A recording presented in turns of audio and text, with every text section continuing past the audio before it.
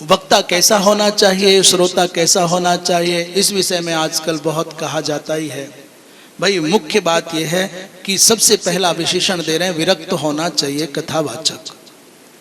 उसमें यदि वस्तुओं के प्रति राग होगा, पदार्थों के प्रति राग होगा, तो फिर भागवत कथा न कर पाएगा, भगवान के गुण गणगान नहीं कर पाएगा। इसलिए वैराग्य होना चाहिए, विरक्त होना चाहिए। और वैष्णव माने विष्णु का तात्पर्य श्रीमद् भागवत है। विष्णुस्तावत श्रीमद् भागवतम एव, अर्थात जिस ग्रंथ का वो वाचन करने जा रहा है उस ग्रंथ के प्रति उसकी निष्ठा होनी चाहिए। यहां वैष्णव शब्द का अर्थ मात्र वो नहीं है कि ऊर्ध्व पुंड्र और कंठी आदि की ही हो। यदि इतनी सीमित परिभाषा वैष्णव शब्द की करें तो सुखदेव जी महाराज में ये परिभाषा घटित नहीं होगी। यदि केवल इतनी सीमित परिभाषा करें तो भगवान शंकर में परिभाषा घटित नहीं होगी। परम श्रद्धेय स्वामी श्री अखंडानंद सरस्वती जी महाराज में, परम श्रद्धेय धर्म सम्राट स्वामी श्री करपात्री जी महाराज में और अनेकों अनेकों महापुरुषों में ये सीमित परिभाषा घटित न होगी।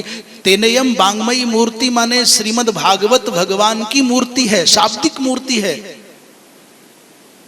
इसलिए वैष्णव का शब्द का तात्पर्य अर्थात विष्णु भक्तिर यस्य सो वैष्णवः, भगवान विष्णु में जिसकी निष्ठा है, जिसकी भगवत बुद्धि है, वो वैष्णव है। जो एकादशी व्रत करे, जो जन्माष्टमी राम नवमी का व्रत करे, जो जिसके घर में तुलसी हो, वो वैष्णव है। पर वैष्णव शब्द की सीमित परिभाषा ये नहीं है कि जो आजकल की वैष्णवता है वो भी हो तो हानि नहीं है, उसका निषेध नहीं कर रहे। पर वैष्णव शब्द का अर्थ है कि एक दूसरा, कौशिकी संहिता के अनुसार एक समाधान दूसरा है।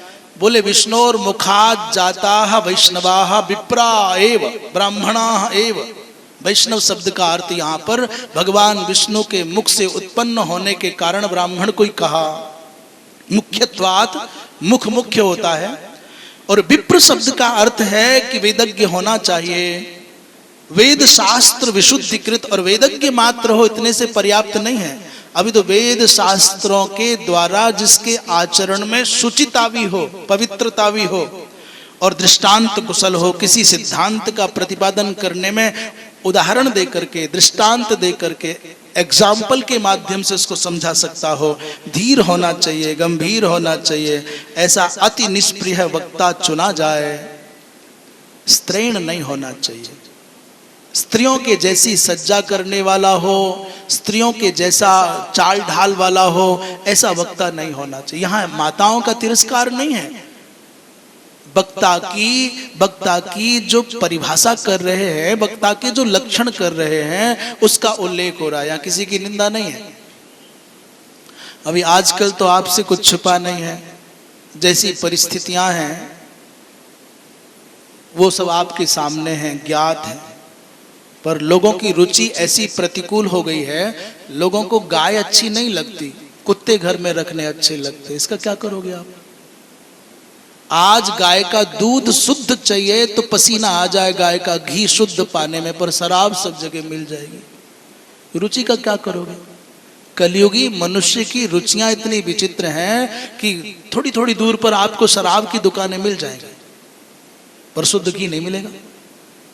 आप आजकल कहो कि गाय का दूध पियो तो नहीं पीने को तैयार है, पर वो मार्केट वाला जो पराग का या कौन सा आता है वो लेके सब तैयार राजी है।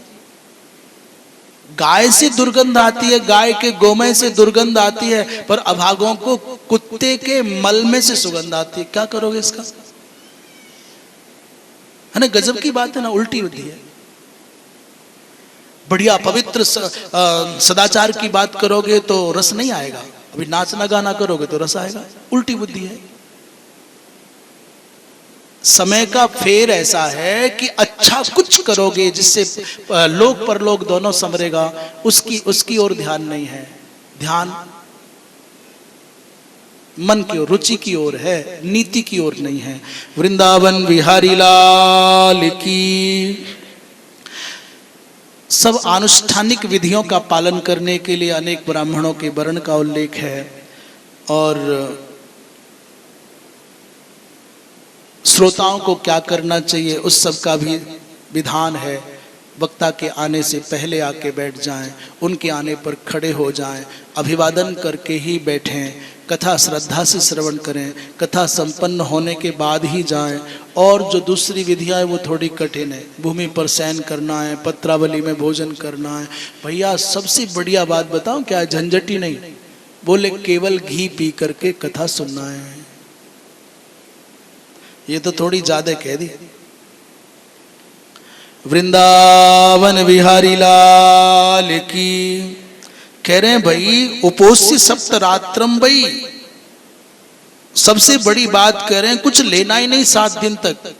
और यदि बिना इसके काम नहीं चलता हो तो घी पी करके कथा सुने, और घी पीने से भी संभव न हो तो दूध पी करके मात्र कथा सुने।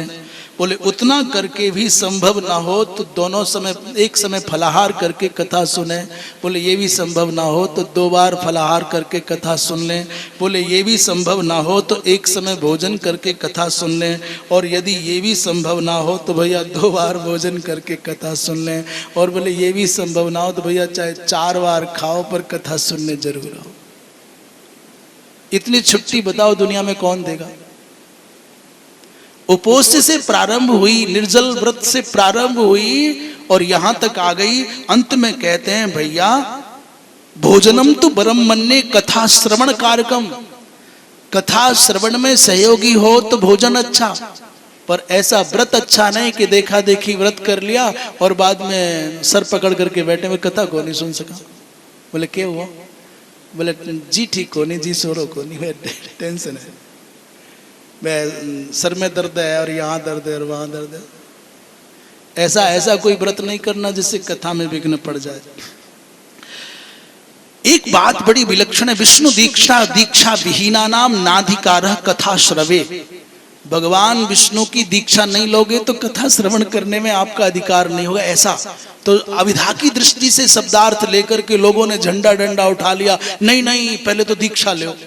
भाई जी दीक्षा का तात्पर्य, जैसे यज्ञ करने के लिए कोई दीक्षा धारण करता है, कोई वर्णित होता है, यज्ञ की दीक्षा लेना जैसे हम यज्ञ करने जा रहे हैं, ठीक वैसे ही भागवत कथा श्रवण करने के लिए अपने चित्त में व्रत करना, संकल्प करना, यह भागवत श्रवण की दीक्षा है। यह है तात्पर्य।